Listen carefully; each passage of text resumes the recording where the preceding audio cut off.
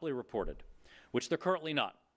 And it gives states a strong incentive to ensure doses are going to work protecting people rather than sitting on shelves or in freezers.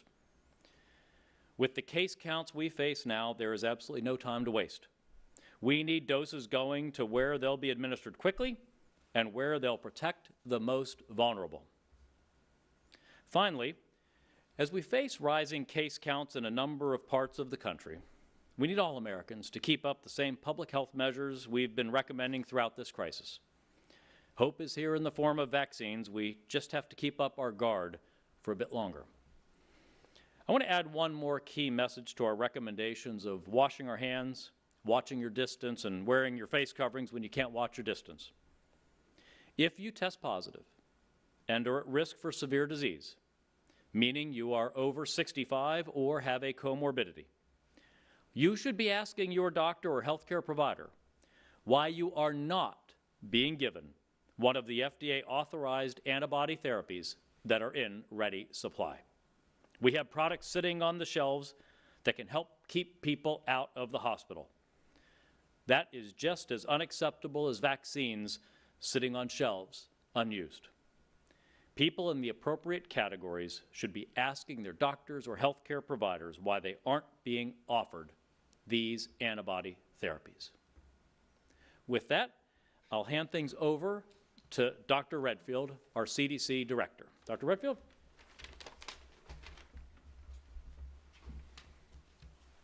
Thank you, Mr. Secretary. I want to echo some of the important comments that the Secretary made.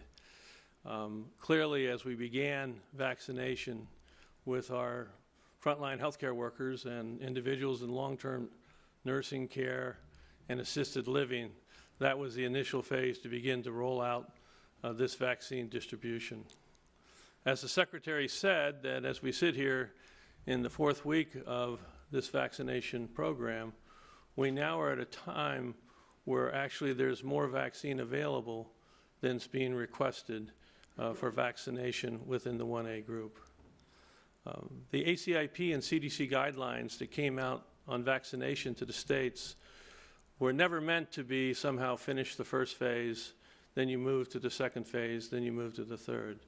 So I'm here as the CDC director to ask our governors to echo what the Secretary said and strongly recommend that vaccination now be expanded to those individuals 65 or over, and those individuals between 16 or 18, depending on the vaccine being used, to 64 that have a comorbidity with a medical documentation of such.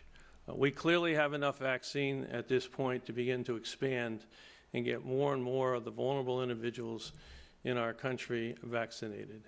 This is particularly important right now as we're seeing the post-holiday surge. We have many jurisdictions now that are on the verge of going from a linear growth to basically exponential growth. And we believe it's critically important at this time to get those most vulnerable people as quickly as we can into vaccination programs as a key strategy to maintain hospital resilience. I also want to echo what the Secretary said about the importance of using the approved, EUA-approved monoclonal antibodies for individuals at highest risk that develop symptoms prior to hospitalization. That's a second really important intervention that we have at this moment to maintain hospital resilience. And finally, I just have to echo also the closing comments of the Secretary. This is a time that we call on all Americans to be vigilant in the mitigation steps that we've asked, particularly in their own households. Most of the transmission that is occurring in our nation right now is not occurring in the public square. It's occurring one household to one household to one household. So again, wear masks, they work. Social distance, it works.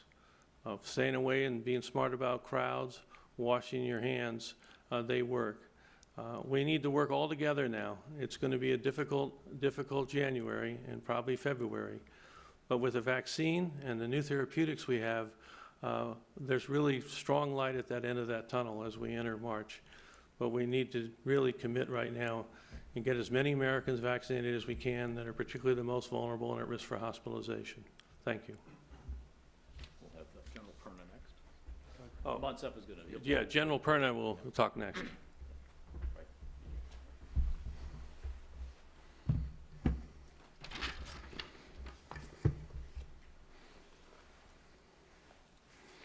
Good morning, everybody. So we are in the beginning of or continuing our execution, right? And I'm very excited and I'm very proud about it. A month ago is when we started delivering vaccines around the world, around the country. And they went to the hospitals as we focused on the categories for first-line medical responders. 4 weeks later, we've made significant progress, as the Secretary has highlighted.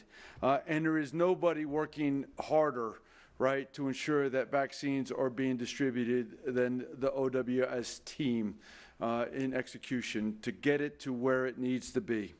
So distribution of the vaccines is getting them to the states so that they can ensure that it gets to the arms. And we are enabling that every day.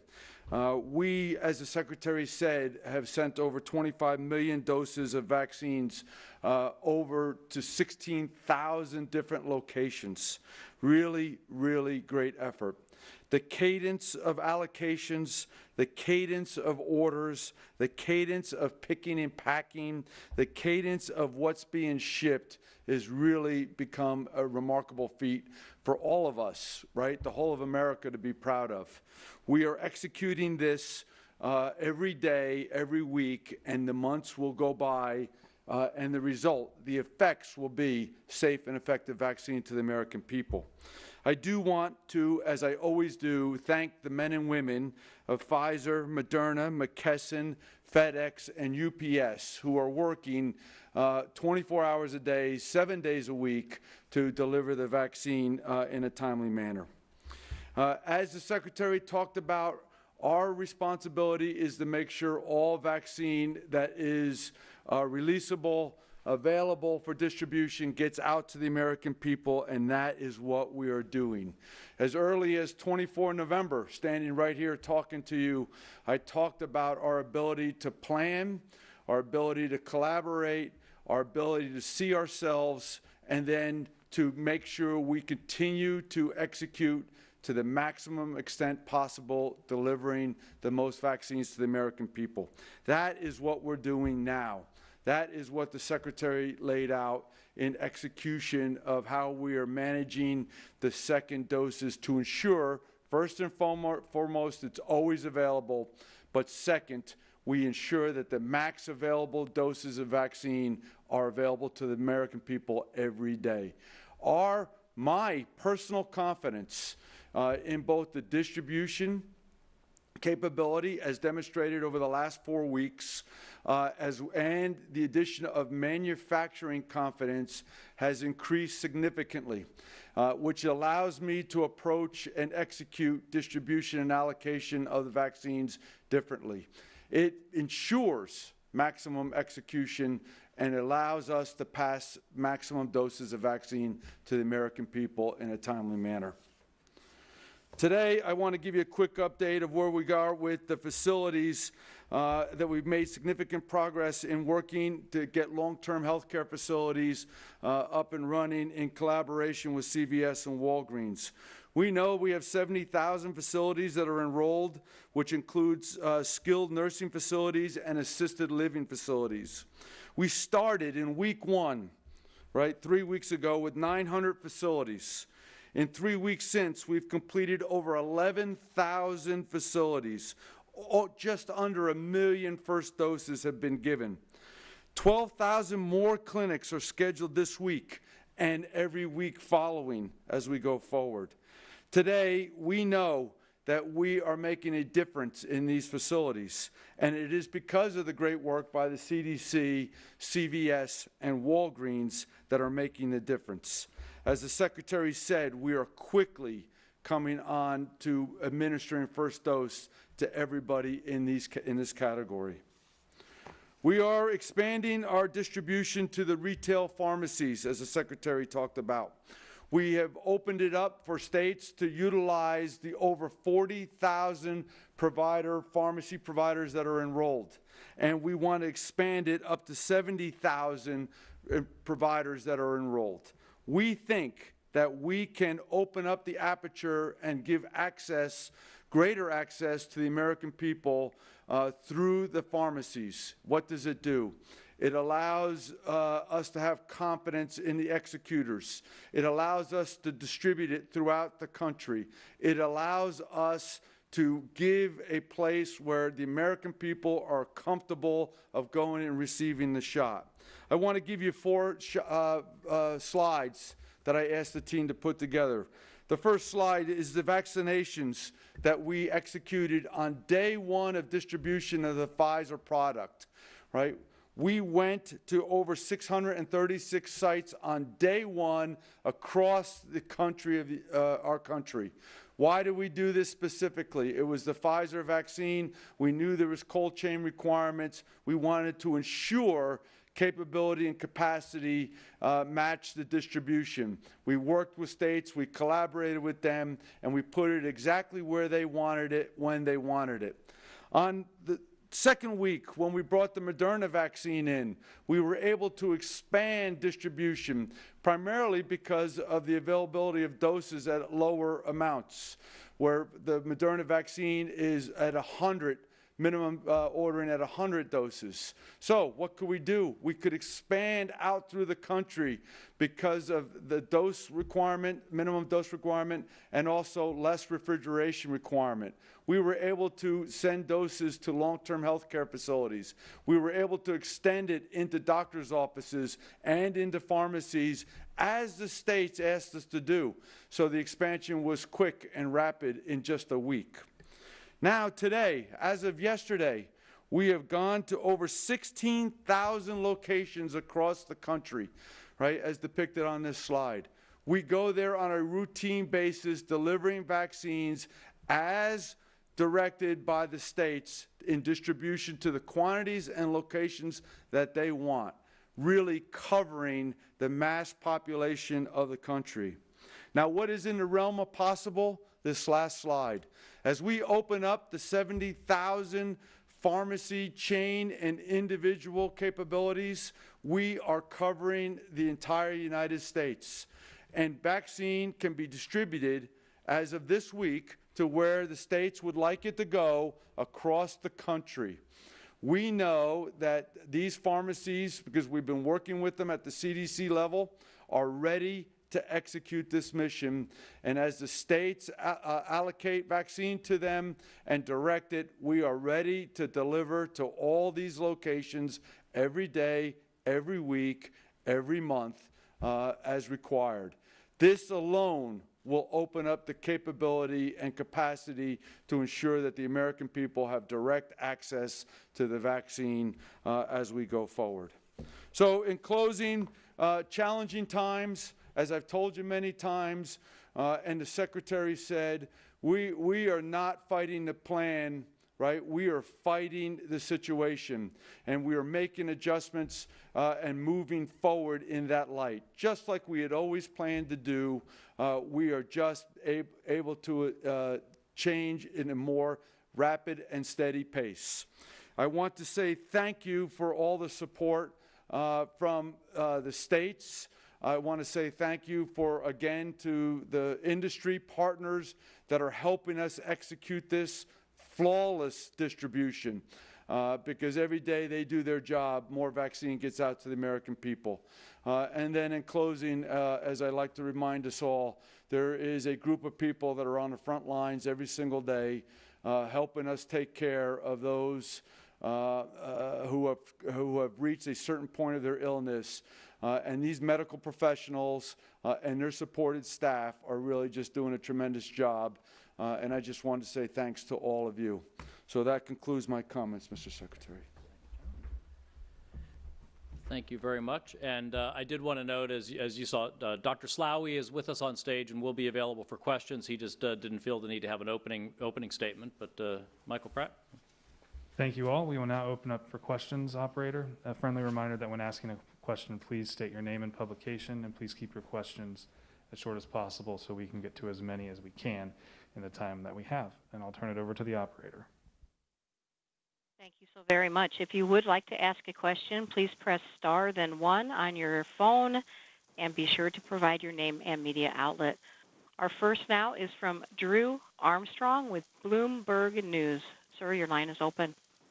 Hi, it's Drew. I run our vaccine tracker here and had a question for you all about what has actually been the problem in administering shots in some of these states that are showing low numbers of percentage of the distributions to them used, because clearly there's a number of states that are working through between 70 and 80% of their distributions on a rolling basis, but others, Mississippi, Alabama, Georgia, North Carolina, perpetually kind of stuck in a very low percentage of what's been shipped to them. Is it that it got distributed to the wrong places? Are they having problems with, are there holdups in shipping? What is actually going on here? Because I don't think we've really gotten a good answer from anybody about where these bottlenecks are that are preventing some states from reaching some of the numbers that you all have cited as being successes elsewhere. Yeah, Drew, and I'll ask General Perna or Dr. Redfield to add to what I've got to say. But first, we need to recognize that we're now 4 weeks into this program, and this is a major operational and logistics issue. It's a scale-up. As with any enterprise, you're going to have a scale-up that is predictable and known that would happen. But we have seen variable performance among the states and among providers. What's going on there? And now, each state may be slightly different, but for the most part, what we have seen is the states that are lagging. It certainly could be a data issue. The health commissioner here in the District of Columbia, for instance, revealed that 40% of pharmacies aren't reporting. We had data reporting issues with one chain pharmacy in terms of its ability to connect into the system on vaccinations. We had one state that has had some significant challenge with interconnectivity of data reporting systems. And as Dr. Redfield can let you know, what we're asking for is very novel in the history of vaccination programs in the United States. Usually, with public health vaccinations, our providers have to report within 30 days, right, Bob? Yes, sir. Within 30 days. Now, they've signed as part of their agreement to be providers in Tiberius with Operation Warp Speed agreements to provide their data within 72 hours, but that's a major workflow change for them, and there are going to be kinks in the system on that data improving consistently over time. And I think with the new incentives that we are announcing today, that states will receive their allocations in part based on the data that we have on what percent of vaccine that they've received have they actually gotten administered. We'll see that data improve. The other major barrier, and I talked about this last week, has been states that are being overly prescriptive and trying to micromanage every single dose of vaccine down to who gets it to ensure that only Group 1A people get vaccinated before they're willing to open up and look at Group 1B people, even if that's the approach that they're taking. So that might be states that are insisting that all healthcare providers have to be vaccinated before you start vaccinating the most vulnerable. That's why from the get-go I've talked about the need to not be cabined in by the different groups from the ACIP or from the CDC. They're not meant to be prescriptive. Some governors have overreacted, have taken them in an overly prescriptive manner, and this is a logistical issue. This is an operational issue. If you try to be too micromanaged, too tailored, too focused, you let the perfect be the enemy of the good in a mass vaccine campaign like this. I said last week, we would rather have some lower priority individuals get vaccinated along with the high priority individuals if it makes us go fast and if it avoids vaccines sitting on the shelves and for the love of God, not having vaccine actually wasted or thrown away because of a failure to administer. So those have been the major issues really at the state level. It's first reporting, overly prescriptive approaches to vaccination, and then finally an unwillingness to move to alternative channels of distribution, over-reliance. I call it the hospitalization of vaccine distribution, and that was natural, as I said at the outset, but it's time to move beyond that. We have too much vaccine sitting in freezers at hospitals with hospitals not using it. Now, sometimes hospital systems can be very effective partners in these vaccine programs as they have networks, they have primary care practices, they are themselves health systems, not just hospitals. And so if they can get to their patients, get to their customers and clients that are vulnerable, those 65 and above, and those under age 64 and below who have comorbidities, well, that's ideal also. But use every channel. Get the vaccine out there. I would rather have people working to get appointments to get vaccinated than having vaccine going to waste sitting in freezers. No, General Perna or Dr. Redfield, anything you'd like to add? Thank you, Mr. Secretary, and I agree with your answers. The other thing I would just say is right now CDC is doing I will call it deep dive on the 64 jurisdictions to try to understand exactly what that issue is. I do think a lot of it is reporting. As the Secretary said, the standard that CDC has had in the past for reporting vaccination was to providers to report within 30 days. We're now asking them to report within 3 days. So I do think some of that is part of the hiccup, but we're doing a deep dive in all the jurisdictions. As was mentioned, some of them are less than 15%, and then we have other jurisdictions that are over 80% to understand exactly what those factors are, and pretty confident we'll have an understanding of that by the end of the week. General, did you have anything you wanted to add? Mr. Secretary, I agree with all that was just said completely. I would just add the separation of distribution from actual administration. We are tracking distribution at a success rate of 99.999%. So in other words, if a state tells us where they want it in one of the 70,000 enrolled providers, we are able to distribute there in accordance with the order. And we, Pfizer, Moderna, McKesson, UPS, and FedEx are literally going through snowstorms and distributing vaccine every day to the location as desired at a very high success rate. Next question. That is from Dan Vergano with BuzzFeed News. Your line is open.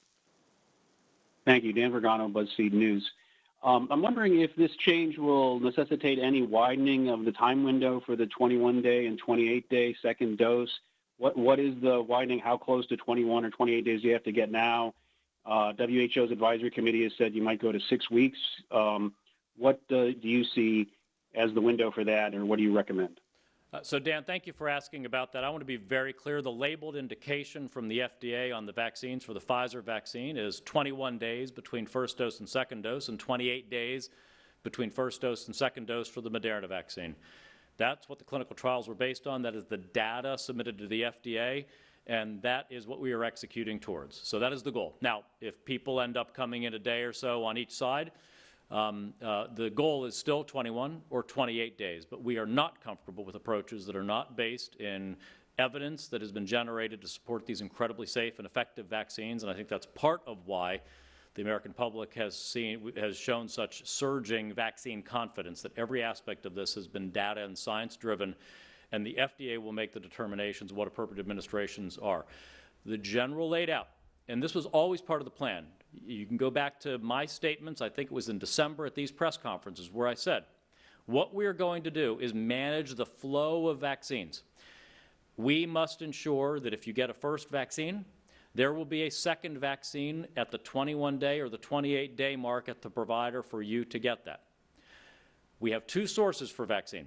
One would be holding back some of the initial stocks of vaccine that were releasable in December to guarantee that we'd have that second dose. But I said, over time, as we gain confidence in the manufacturing quality and processes at Moderna and Pfizer, and with our deep Operation Warp Speed engagement at Moderna and our increasing engagement now with Pfizer and their manufacturing processes and use of the Defense Production Act, we have greater visibility and greater confidence in their production capabilities. We now have been able to move to where we do not need to hold back reserve doses because we can predict with better certainty the doses that will arrive off the production lines and quality control at the 21-day and 28-day mark to fulfill our second dose obligations to patients. And that will be our primary. And so, if there, heaven forbid, were any type of glitches in production, the way this would work is new production off the production lines would be going towards first and foremost fulfilling the second dose obligation, and any first doses would be delayed to ensure that patients get at the 21 or 28-day mark that second dose. Thank you. We have time for 2 more questions. Thank you. Our next from Ricardo Alonso Zaldivar with Associated Press. Your line is now open. Hi, thank you for taking my question. And Mr. Secretary, can you walk us through the change in allocation to the states that you announced today? Does that mean that some states may end up getting less than they otherwise would have? And is there a risk of disruption with that? And finally, do you have buy-in to that approach from the incoming administration? So, Ricardo, thank you for the question on that. So the 2 changes that we have outlined are, first, that our allocations among the states will not remain purely on a per capita basis, but rather be based on the reported data showing the percentages of vaccine administered versus their allocations that they've received. In other words, if you're not using vaccine that you had the right to, then we should be rebalancing to states that are using that vaccine. It is common sense. It seems hard to actually defy that. But we want to give notice, especially because of these data issues. We want to give notice. Within 2 weeks, we'll be doing that. So get your data in order. Work on that data. For Ricardo, you may remember we followed a very similar approach when we were in shortage situations with remdesivir, doing allocations to the states and needing to get reported data on remdesivir location and utilization. And so we followed that approach, and it worked exceptionally well in the context of remdesivir. And then the other change is to really emphasize, to make it very clear how vitally important it is to prioritize and focus on those who are most vulnerable, for whom the vaccine will have the biggest effect, and those are those age 65 and over, and those 64 and below with comorbidities. And so that will be a change. I believe it's about 10 states most impacted based on the data there. It'd be fairly common sense where that would be. But again, our states aren't using 100% of their allocated vaccine. So this ends up being, I think, at least in the interim, a redistribution between and among the states that should not necessarily hurt many states, but will enhance the benefit to those that are actually getting vaccines done and performed. Thanks. Next question, please. Time for 1 last question. Our final question is from Tom Howell with the Washington Times, and your line is now open. Hi, thanks for doing the call. Can you address the back end of Ricardo's question about whether the Biden team has bought into that plan? And also, can Dr. Slaoui update us on AstraZeneca and J&J? When will they seek approval, and how many doses have you secured of either one? Thanks. So we at the Operation Warp Speed Board made the determination on the changes in distribution allocation methodologies among the states. While we will certainly brief the Biden team on those changes, we operate, as you know, with one government at a time, and this is the approach that we believe best fulfills the mission and the current situation that we are facing. Thank you. Dr. Slaoui? Thank you for your question. So regarding the Janssen's vaccine, as you know, the phase 3 trial is fully recruited. There are, fortunately for the trial, very significant number of cases accruing. We are very clear, we meaning the operation and Janssen's Pharmaceuticals, that analysis will be completed before the end of the month, and the EUA submission will take place at the end of this month. In terms of vaccine dose availability, if submission is happening at the end of January, one could project that approval of the emergency use authorization may happen somewhere in the middle of the month of February. We project to have single-digit million number of doses available in the second half of February. We're trying to make that number get as close to a double-digit number as possible, and then a larger number in March and a much larger number in April. Remember, this is a one-shot vaccine, so those are millions of individuals fully immunized. In terms of the AstraZeneca vaccine, the assumption we are working on is that the emergency use authorization will be submitted on the basis of the ongoing phase 3 trial in the US. The phase 3 trial is effectively fully enrolled. There are a few individuals more enrolled on primarily to ensure appropriate representation of all diverse population in the country. Cases are accruing. The 60 days upon completion of full immunization schedule follow-up safety as required by the FDA guidance happens during the first week of the month of March, and the projection would be to have a submission of the EUA around that time, assuming, of course, that cases have accrued. Again, unfortunately, I think that will be the case, and hopefully the vaccine, again, is efficacious, as has been shown in the trials conducted in Brazil and in the UK. So maybe an approval somewhere towards the latter part of the month of March, and a significant number of doses available around that time. And since you asked the question, maybe I'll also update on the Novavax vaccine. The Novavax vaccine is the 5th program out of the 6 programs we have that is in phase 3 trial or completed the phase 3 trial. The phase 3 trial has now recruited about 8,000 or so subjects. Is recruiting very fast at a rate of 800 subjects per day, volunteers. Hopefully we can go to a higher number. It's very important that people continue to participate generously to be volunteers in this clinical trial. The projection is to complete recruitment of this trial somewhere very early in the month of February, and based on timelines of immunization, etc., maybe there we can have an outcome somewhere in the month of very late March or in April. The Sanofi trial program, which is the last program in our portfolio, will start phase 2b trial in the middle of February in a comparative trial to a messenger RNA vaccine. Maybe also on a progress part of things, we are working now experimentally testing sera for identification of immune correlates of protection.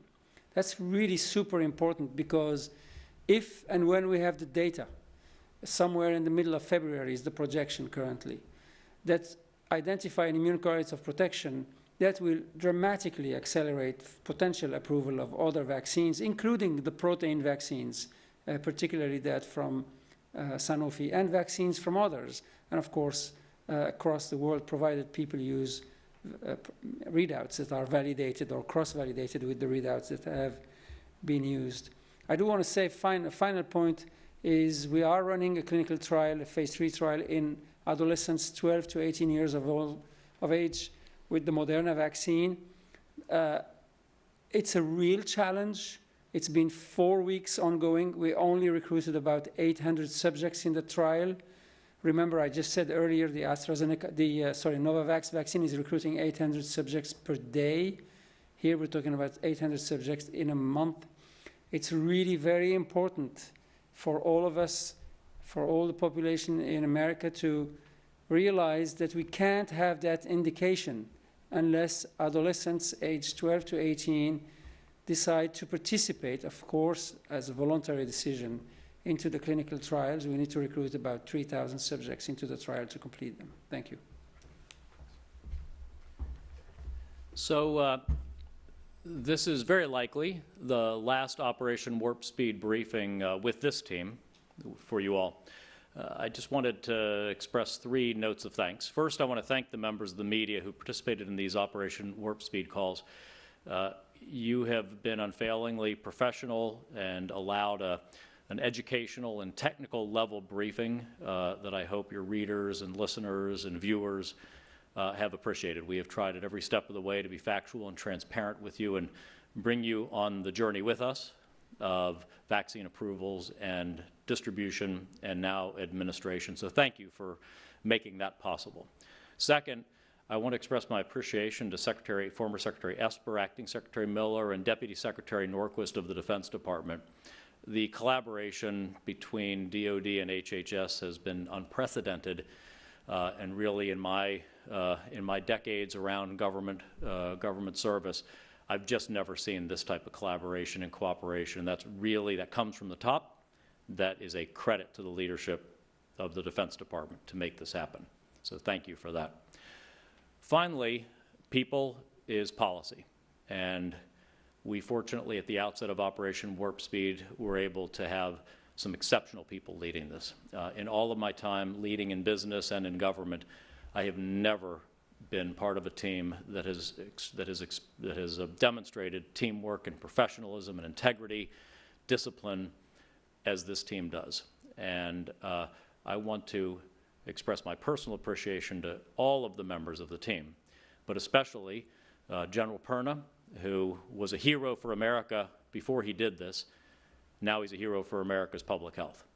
To Monsef Slaoui, who is a hero of the biopharmaceutical industry before doing this, and is now a hero of America's public health. These selfless individuals have dedicated every waking minute since they were tapped back in May to lead these efforts. The results have been remarkable, and I hope that the next team with the Biden administration will be able to carry forward these results. We will do everything in our power to ensure a smooth and effective continued transition. The first meeting, I believe, of any transition team between this administration and the Biden administration was before Thanksgiving, and it was for Operation Warp Speed. And we'll continue those efforts up through the last day of this administration into the Biden administration. So thank you all very much. We appreciate everything.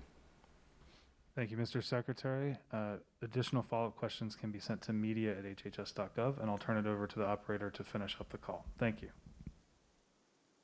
Conference is now concluded. Again, thank you everyone for your participation. Please go ahead and disconnect.